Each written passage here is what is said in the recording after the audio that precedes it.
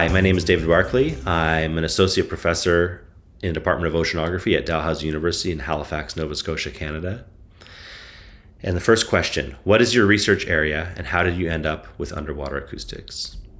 So in general, my research asks the question, what can we learn about the ocean just by listening? And I ended up in the field because I firstly grew up on boats and I've always loved music, sound, and noise. And I came across the work of Mike Buckingham, who used sound to see underwater. And he became my PhD supervisor, so that sealed the deal. Okay. 2.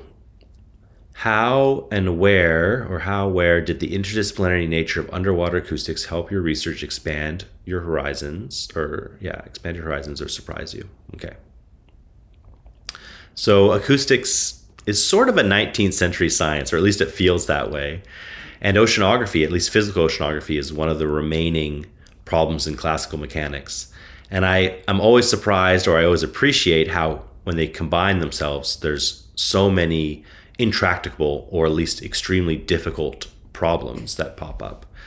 And it's very hard as well to not constantly be surprised by the scale of the ocean. So it's just no matter how many sensors we put in there, it remains very unmeasured, unexplored, and unknown. And I think that's a really hard thing to appreciate without going out there on a boat. 3, what are the biggest challenges our research community faces in presenting our ideas to the public?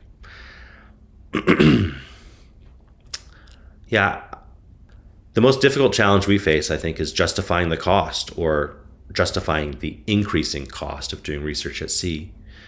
I don't think we can undersell the importance of the ocean in its role in regulating the health of the earth.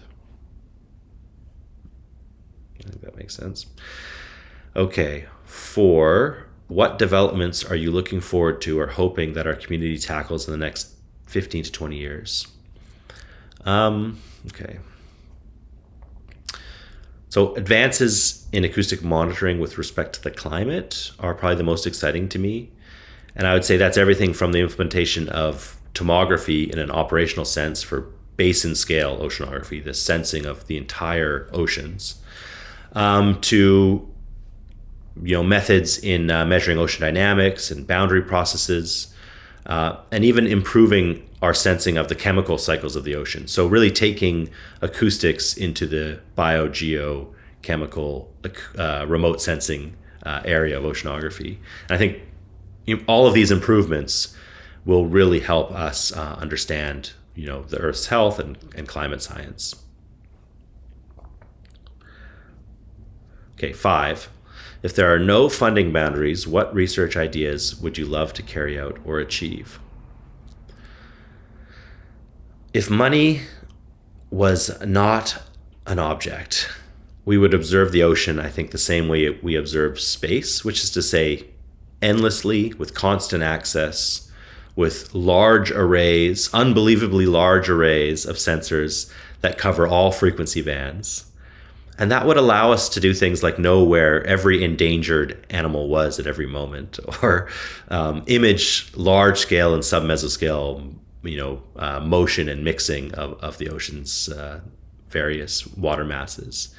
And I really think if we had enough sensors in the water, we could really use acoustics as the main tool for keeping our finger on the pulse of the climate health of our planet.